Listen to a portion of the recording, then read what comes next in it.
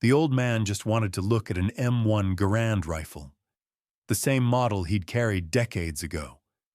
But the young clerk laughed at him and said, "This isn't a museum, Grandpa.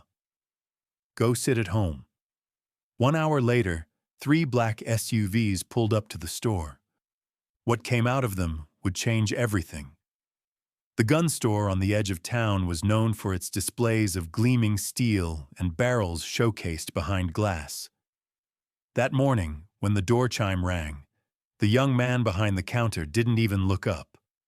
But what was truly shocking was who that old man really was. The person who entered was 72-year-old Robert Bob Mitchell, pale-skinned, with slightly slumped shoulders, wearing an old windbreaker. He looked ordinary. Holding his cane, he slowly approached the display cases. His eyes caught something behind the glass. "Excuse me," he said in a soft voice. "Could I take a look at that M1 Garand over there?" Behind the counter sat Tyler, 24 years old, proud of his physique and impatient with customers. He looked at the old man and sighed. "That's a collector's piece. Might be a bit heavy for you," he said dismissively. "These aren't toys." Bob smiled patiently. "I know, son. Could I just take a look?" Tyler stood up, showing off his height.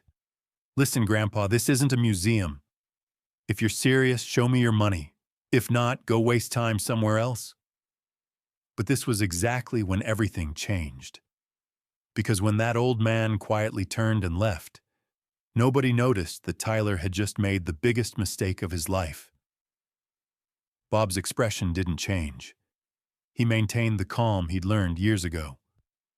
"I understand. Thank you." Tyler turned to his friend Jake and laughed loudly. "These old guys are all the same. They watch war movies and come here thinking they were actually soldiers." Jake joined in the laughter. "Yeah, always with the 'I was in Vietnam' act." Bob stopped, slowly turned around. "Excuse me, what did you say?" Tyler got bolder. "Vietnam or whatever, right, Grandpa? Same old story. We came back from war, we were heroes, blah blah. Get back to reality. You haven't seen the biggest surprise yet." Because at that moment, someone from a security camera in the corner of the store was watching them. Something else flashed in Bob's old eyes for a moment, but that flash came and went so quickly that Tyler didn't even notice. "You're right, boys. Have a good day." Bob left the store. Tyler felt like he'd won a victory. But outside the store, Bob stopped. He pulled out his old cell phone and dialed a single number. "It's Bob." "Yes, good afternoon, Danny. I need to ask you for something." Tyler and Jake were eating burgers during lunch break, with Tyler still telling the story from the morning. You should have seen it. The old man was like a total loser. He said, "Can I look at the M1 Garand?" Tyler mimicked.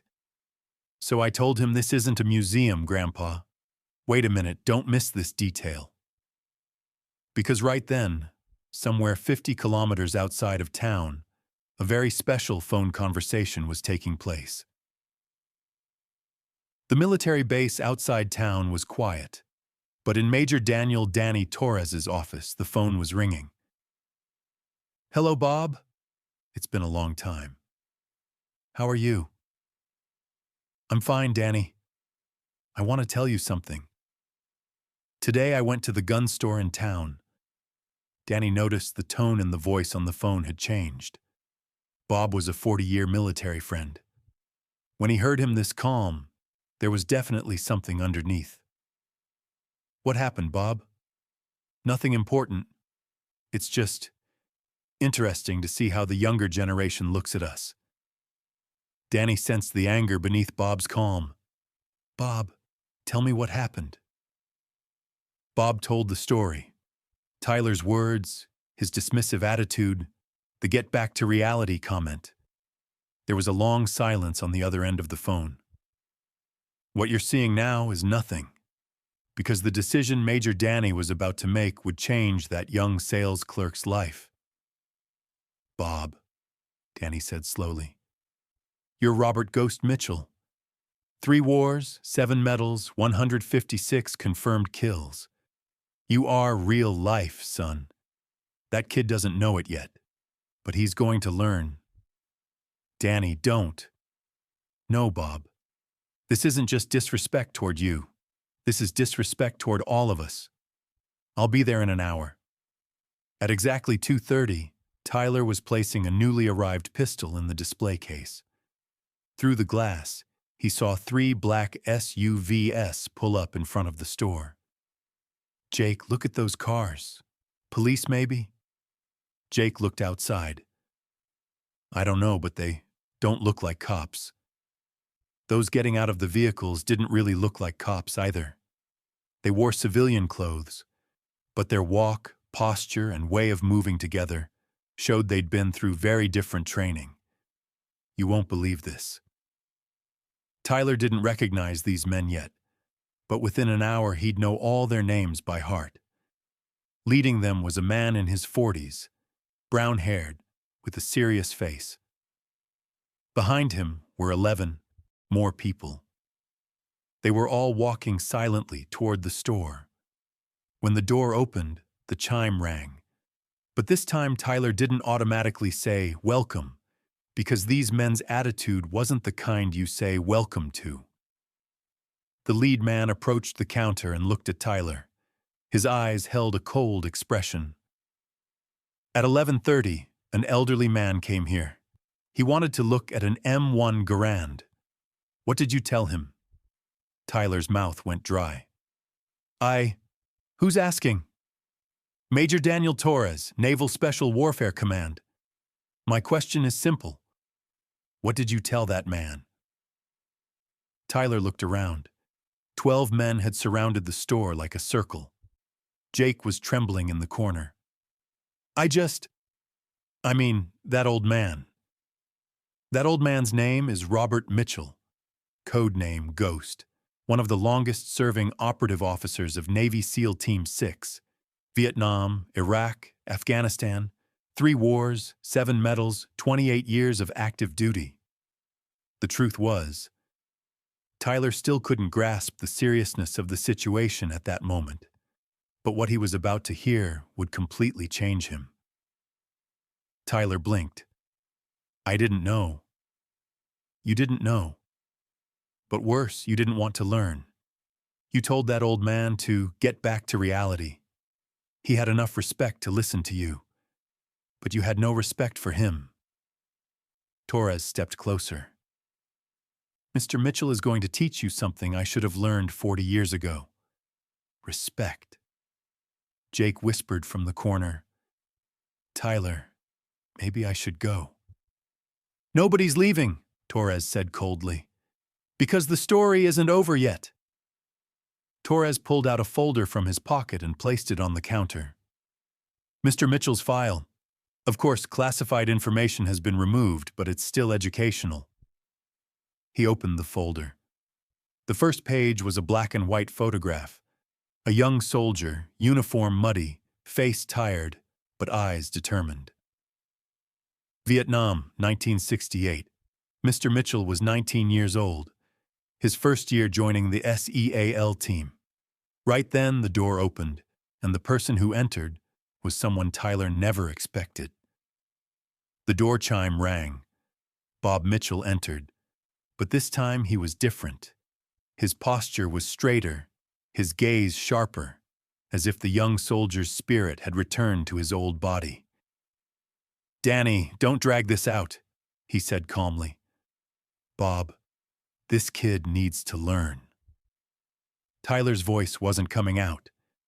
The old, helpless man from that morning was gone. The person standing opposite him was completely different. Bob approached Tyler. Son, what you said to me this morning wasn't just insulting me, but also my comrades who fought with me and never came back. Tyler's eyes opened wide.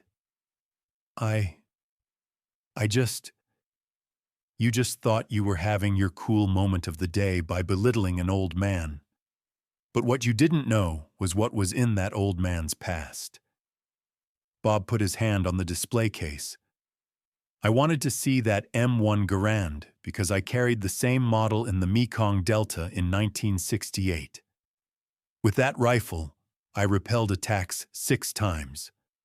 3 times I saved my buddy's life, and in 1969, I neutralized 12 Viet Cong older than me with that rifle so my wounded sergeant could reach the safe zone. Now what Tyler was about to hear would confront him with a memory he'd never forget for the rest of his life. Tyler asked in a trembling voice, You really? Ghost, Torres said from behind. Codename Ghost. Because the enemy could never see him. He only made sure his friends stayed alive. Bob continued, And you told me real life. Son, when I was 19, I learned what real life was. You don't even know what life is yet. Tyler's eyes filled up. I'm sorry. I really didn't know. Not knowing isn't the problem. Not wanting to learn is the problem. When an old man comes to you, you chose to kick him out instead of being curious about his story. Torres showed another page from the folder. 1971, Laos Operation. Mr. Mitchell's team was surrounded by 200 enemy soldiers for 3 days. Radio was broken, food was gone. Tyler was having trouble breathing. What happened? Mr. Mitchell left their camp alone at night. He neutralized the enemy leaders one by one for 3 nights. Finally, the enemy scattered and the team was rescued. Bob added calmly, We were 18 people. They all went home. So did I. Jake spoke from the corner. But why doesn't anyone know these stories? Torres. Because real heroes don't tell their stories. They live them, come home, and continue their normal lives, until someone like you comes along and belittles them.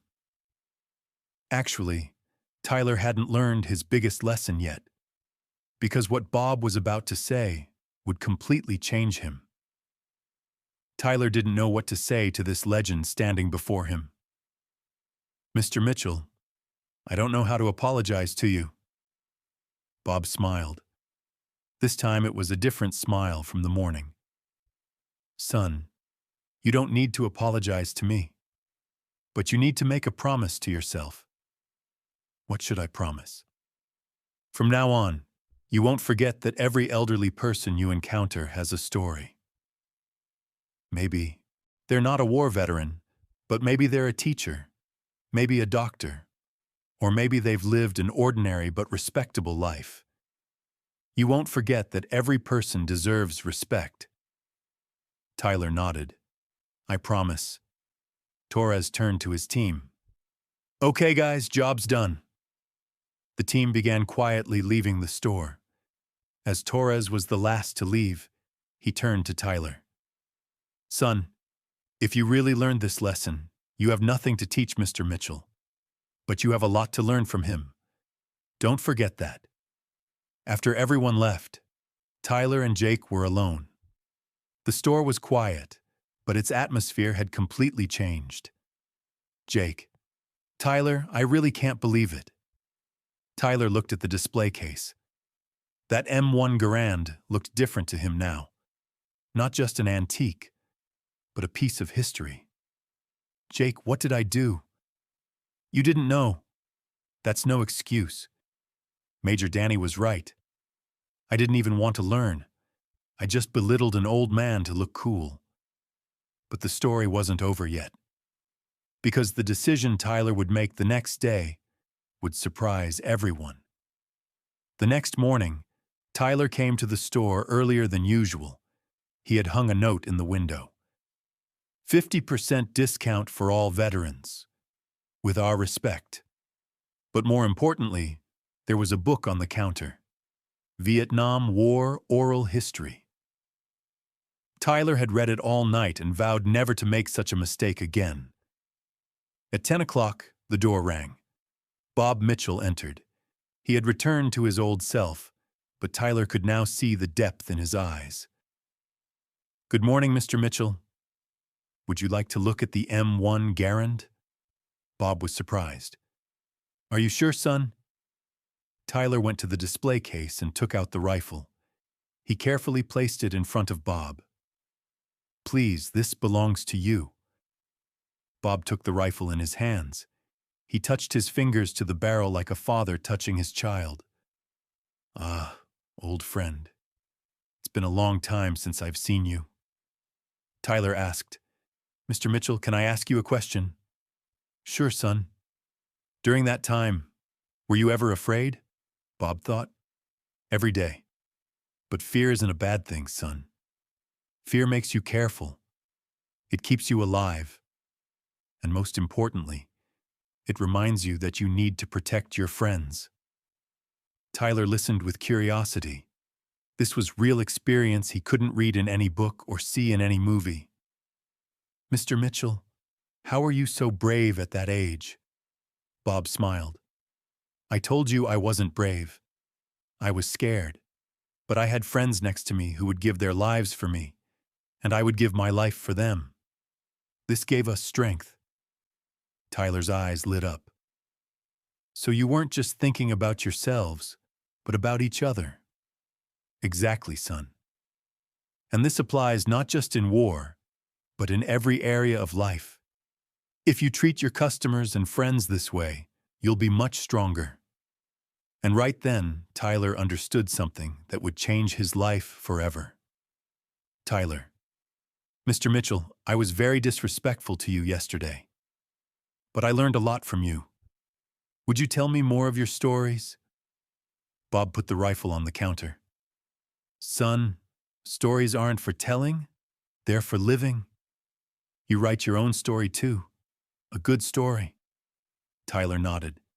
How do I start? By treating every customer who comes here today with respect. By valuing every elderly person's knowledge. By supporting every young person's desire to learn. That day was Tyler's most different day at the store. He was polite to every customer. He asked an elderly hunter about his hunting stories. He patiently explained the weapons a young collector was curious about. When the store was closing that evening, Jake said, Tyler, you were very different today.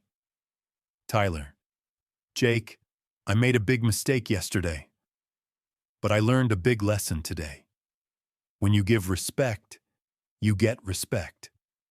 A week later, Tyler's store was the talk of the town.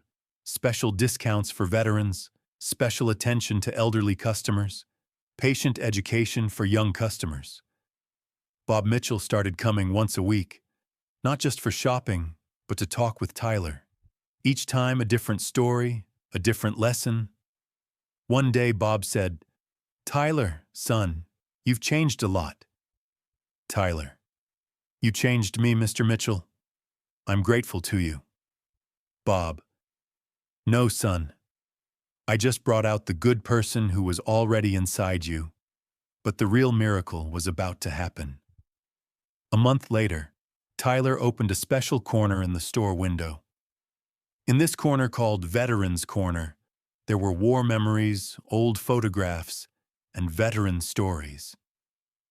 The first story was Bob Mitchell's, his photograph, medals, and a brief biography. Below it was a note Tyler wrote. This man taught me what respect means. Other veterans in town also began sharing their stories.